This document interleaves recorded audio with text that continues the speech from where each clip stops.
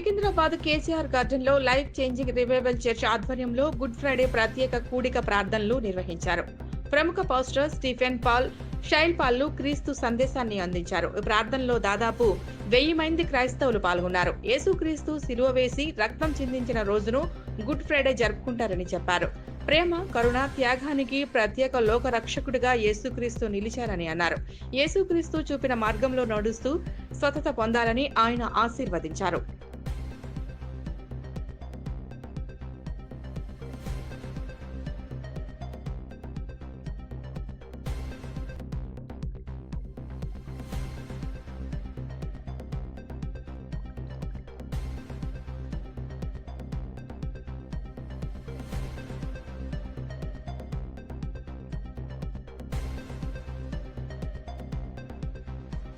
మనిషి నశించిపోవటం దేవుని చిత్తం కాదు కనుక సృష్టికర్త అయిన దేవుడి మానవులందరినీ కలుగు చేసిన దేవుడే మానవ రూపుగా ఈ లోకానికి వచ్చి మానవుల యొక్క పాప శాపములను తన భుజాల మీద మోసుకొని మానవాత్మలైన మన ఆత్మ, ప్రతి మనుషుల ఆత్మ ఉంది.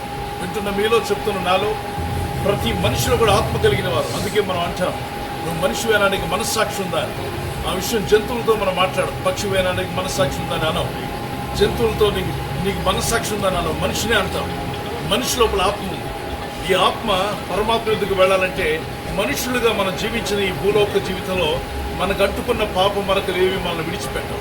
అందుకే పాతాళం అనేది భయంకరమైంది. నరకాగ్ని గుండానికి ఏ మనుషుడు వెళ్ళకూడదన్న ఉద్దేశంతో సృష్టికర్త అయిన దేవుడే ఒక మార్గాన్ని మానవాత్మలైన మనందరి కొరకు ఏర్పాటు చేశాడు. ఆ మార్గం ఏంటంటే పాపము కడగబడకుండా, పాపం తీసివేయబడకుండా మానవుడి యొక్క ఆత్మకు మోక్షం కలగదు కనుక పాప విరుగుడు కావాలి, పాప పరిహారం కలగాలి. కనుక పాప పరిహారం నిమిత్తమై పరిశుద్ధమైనటువంటి మానవుడు, జన్మతః పాపం లేనివాడు, జీవితంలో పాపం లేనివాడు, ఒక్క పాపమైన చేయనివాడు, పరము నుండి భూమి గర్దించిన సృష్టికర్త యేసుక్రీస్తు ప్రభువారు మనలాగా జన్మించి మనలాగా పాపం చేయాలి. మన ఈ లోకంలో జీవిస్తున్న ప్రతి మనిషిలో ఉన్న పాపం ఆయనలో లేదు. అంత పరిశుద్ధమైన ప్రభు మన నిమిత్తమై మన స్థానంలో ఆయన సిలువను మోసి రక్తమును కార్చి ప్రాణం పెట్టి మరణించి మూడవ దినం సజీవుడిగా తిరిగి లేచాడు. అది ఈస్టర్ సండే ఉదయకాలమున, సండే రోజున హ్యాపీ రిజరెక్షన్ డే అని అందరూ ఆరాధన చేస్తారు. మరి ఈ రోజు ఎందుకని గుడ్ ఫ్రైడే అన్నారు?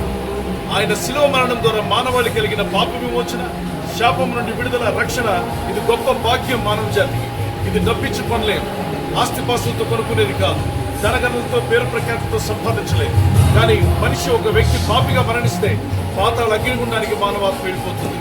ఎవరి ఆత్మ నరకానికి పోకూడదని దేవుడైన ప్రభువే తాను ఈ లోకానికి నరరూపిగా వచ్చాయి మానవుల యొక్క మనశిక్షను తాను సిలువలో భరించి తద్వారా మన ఆత్మలకు రక్షణ, మోక్ష భాగ్యం అనుగ్రహించాడు. అందుకే గుడ్ ఫ్రైడేగా మారింది. ఆయన సాక్రిఫైస్, ఆయన పడిన శ్రమ, కష్టము, ఆయన చిందించిన రక్తము మన ఆత్మలను శుద్ధీకరించి మన పాపం నుండి విముక్తులుగా చేసి మన ఆత్మలకు మోక్ష భాగ్యం అనుగ్రహిస్తుంది. కనుకనే ఒకవైపున బాధ, కానీ ఇందులో ఒక మేలు కలిగింది మానవ జాతికి, అదే రక్షణ భాగ్యం.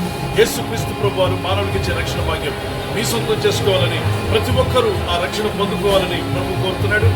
ఆయన అందరినీ పిలుస్తున్నాడు. ప్రయాసపడి భారం మోస్తున్న సమస్త జనులారా నా ఎదుగు రండి, నేను మీకు విశ్రాంతిని, మనశ్శాంతిని అనుగ్రహిస్తానని. నేనే ప్రభుని మీ హృదయంలో చేర్చుకొని ఆయన ఇచ్చే రక్షణ, ఆయన ఇచ్చే శాంతి, సమాధానాలు, నిత్య జీవాన్ని ఉచితంగా పొందుకోండి. God bless you.